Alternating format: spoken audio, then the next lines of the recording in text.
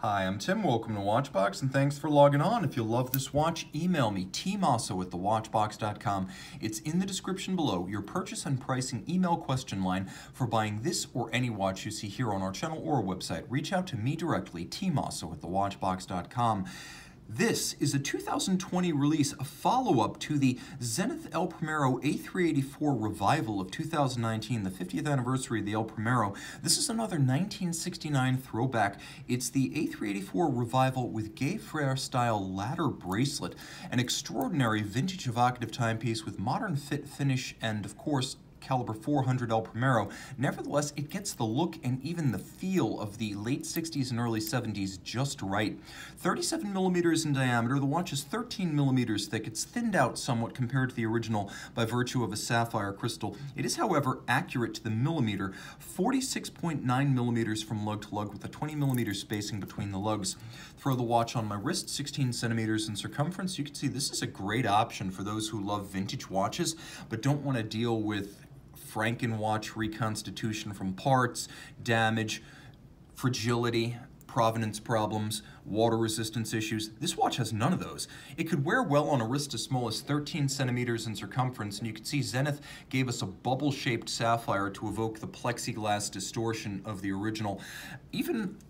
I would recommend this watch as a unisex option. If you love traditional sizes, vintage, or you just have a smaller wrist, this is going to be a great fit, and you can see it'll slide underneath the cuff too. Taking a quick look at the bracelet, this is often described as a Gay Frere bracelet, but Gay Frere, which is a famous bracelet constructor, which had a hand in everything from Rolex to Zenith to Audemars Piguet and beyond. That company was bought up by Rolex. So I want to be clear that though this is a Gay Frere style bracelet, the watch media has not been clear that this is nevertheless a bracelet built by and for Zenith, not from Gay Frere proper. Rolex is not making bracelets for Louis Vuitton, Moet, Hennessy watch brands. That said, my God, this thing is authentic. The feel of it with a little bit of extra lateral play and rattle is so true that if I didn't know that this was a revival and a reissue, I would guess that this is a real vintage watch based on the feel of the bracelet. You can see removable links, however, are fixed by screws, and in terms of ventilation on a hot day as a sports watch bracelet, it really doesn't get any better than this. You can see the clasp is also true to the 1970s with the Zenith-style logo externally and a rolled and stamped profile with divots drilled internally, allowing you to re-anchor the bracelet using your strap tool. You can change its anchoring point to change the fit. This is a wonderful recreation. That is probably the best recreated bracelet I've ever encountered. This is the A384 cushion style case. While the A386 is perhaps the best known of the original 1969 El Primeros, this one feels most like a watch of its times. It has a dial that's best described as a vivid panda, as it's white rather than silver with black registers, and then you can see that it features upscale rhodium-plated steel applique indices with a tachymeter outboard for gauging the speed of an object over, for example, a kilometer or a mile. You can use the chronograph with the tachymeter to gauge that.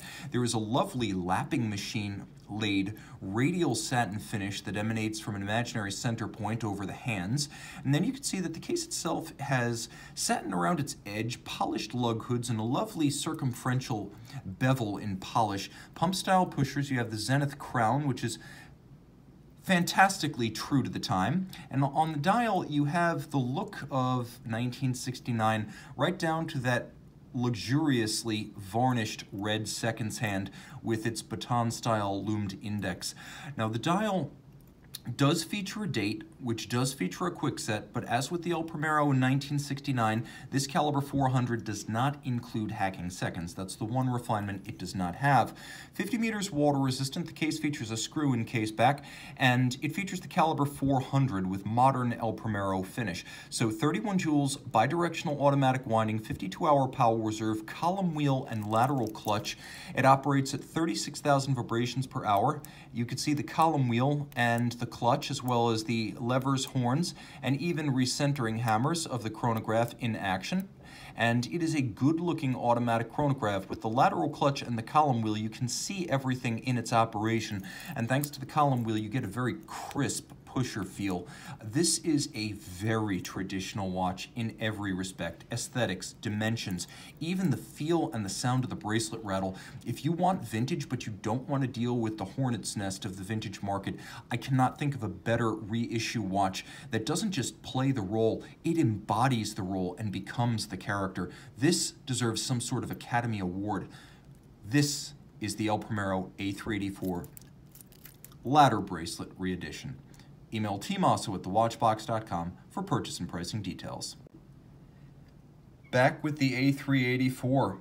Heck, forget the Academy Awards. This thing deserves a Tony Award for Best Revival.